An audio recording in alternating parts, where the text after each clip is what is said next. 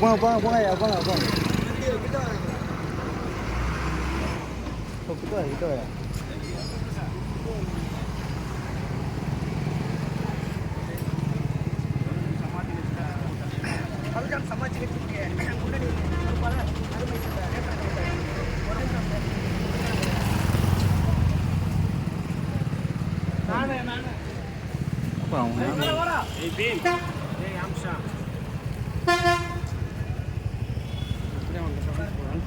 ஓ என்ன ஏரியா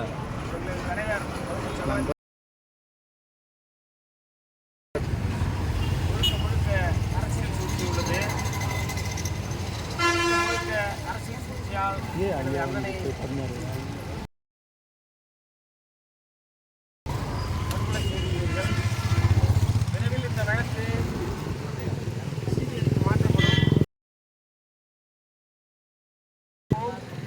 இந்த வழக்கை சிபிஐக்கு மாற்றி கண்டறிந்து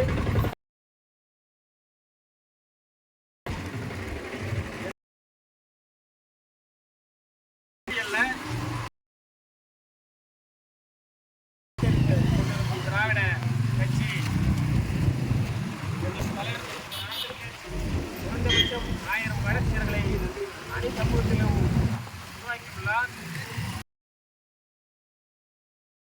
வழக்கறிஞரானேன். அந்த விதத்தில் நான் அதை மிகவும் பெருமிதம் கொள்கிறேன். எங்களது தலைவர் ஒருபொழுதும் சாதி பேதம் பார்த்ததில்லை.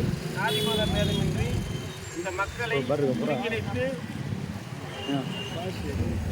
சாதி மத பேதமின்றி இந்த மக்களை ஒருங்கிணைத்து அனைத்து மக்களுக்கும் தேவையானதை அனைத்து சாதியினருக்கும் உள்ள கஷ்டங்களை சாதி மத பேதம் பார்க்காமல் அனைவரையும் படிக்க வைத்தார். உயர்நீதிமன்றத்தை தனது கட்டுப்பாட்டிலும் சென்னை நகர்ப்புறத்தை மாநகரத்தை தனது கட்டுப்பாட்டிலும் வைத்திருந்ததால்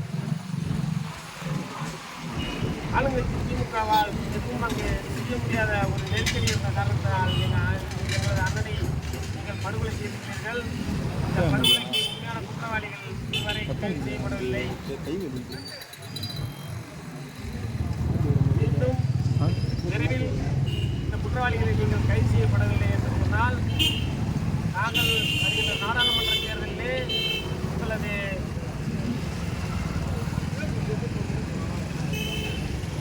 முகத்திரையை கிழித்து உங்களது அதிகார நாற்காலியை உடைத்தெறிய நாங்கள் அனைவரும் தயாராக உள்ளோம். வாய்ப்பளித்த புரட்சியாளர் கட்சி அனைத்து மாவட்ட பொறுப்பாளர்களுக்கும் நன்றி தெரிவித்துக் கொள்கிறேன். மாவட்ட செயலாளர்